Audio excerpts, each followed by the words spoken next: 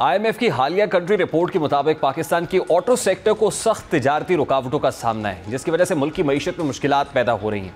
Report में यह तजवीज़ दी गई है कि ना सिर्फ दरामदी कस्टम ड्यूटी में कमी की ज़रूरत है, बल्कि मकामी सनत को हासिल रियायतें भी वापस ली जानी चाहिए। इसके साथ ही इस्तेमाल शुदा गाड़ियों की दरामद पर पाबंदी ख़त्म करने की तजवीज़ भी दी गई है।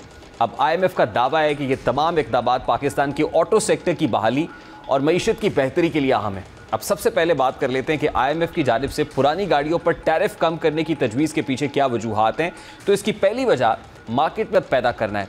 पुरानी गाड़ियों पर टैरिफ में कमी से मार्केट में मुसाबकत बढ़ेगी, जिससे सारिफिन को बेहतर कीमतों पर गाड़ियां मिल सकेंगी। ये इकदाम मकामी सनत को भी अपनी मसनूआत की कीमतों में कमी करने पर मजबूर करेगा, जिससे सारिफिन के लिए मजीद इंतखाब की गुंजाइश पैदा होगी। फिर इस्तेमाल शुदा गाड़ियों की दरामद की इजाज़त देने से मुल्क में गाड़ियों की तादाद में इजाफा होगा, जो कि अवामी नकलो हमल के निज़ाम को बेहतर बनाने में मददगार साबित हो सकता है। इसके नतीजे में मईशत में बेहतरी आ सकती है, ख़ास तौर पर अगर गाड़ियाँ कम कीमत पर दस्तयाब हों। अगर पुरानी गाड़ियों पर टैरिफ कम किया जाए तो हुकूमत को ज़्यादा गाड़ियों की दरामद की सूरत में महसूलात में इजाफा हो सकता है, जो कि मुल्की ख़जाने के लिए फ़ायदा मंद होगा। अब सवाल ये भी है कि पुरानी गाड़ियों पर टैरिफ कम होने क्या होंगे, तो इसका सारिफिन पर मस्बत असर तो ये पड़ेगा कि पुरानी गाड़ियों पर टैरिफ में कमी से सारिफिन को कम कीमत पर गाड़ियाँ मिल सकेंगी, जिससे उनकी ख़रीदारी की ताकत में इजाफा होगा। ये इकदाम ख़ास तौर पर उन लोगों के लिए फ़ायदा मंद होगा जो नई गाड़ियाँ ख़रीदने की इस्तिताअत नहीं रखते।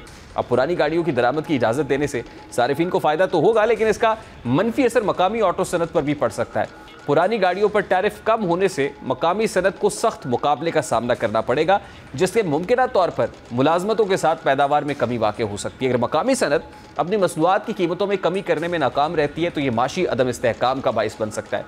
इसके नतीजे में मकामी सनत की तरक्की में रुकावटें पैदा हो सकती हैं, जो कि लॉन्ग टर्म में मईशत के लिए नुकसानदेह साबित हो सकती है। फिर मकामी सनत की पैदावार में कमी के साथ ही मुलाजमतों में भी कमी वाक़ हो सकती है। अगर ऑटो मैन्युफैक्चरिंग की सनत मुतासर होती है तो इसके नतीजे में बेरोज़गारी में इजाफा हो सकता है, जो कि माशरती मसाइल का बाइस बनेगा। फिर मकामी सनत की कमज़ोरी के बाइस तकनीकी तरक्की में भी रुकावट हो सकती है। अगर मकामी कंपनीज़ अपनी मसनूआत की बेहतरी के लिए सरमायाकारी नहीं कर पाएंगी तो यह मुल्क की सनती तरक्की के लिए नुकसानदेह साबित हो सकता है।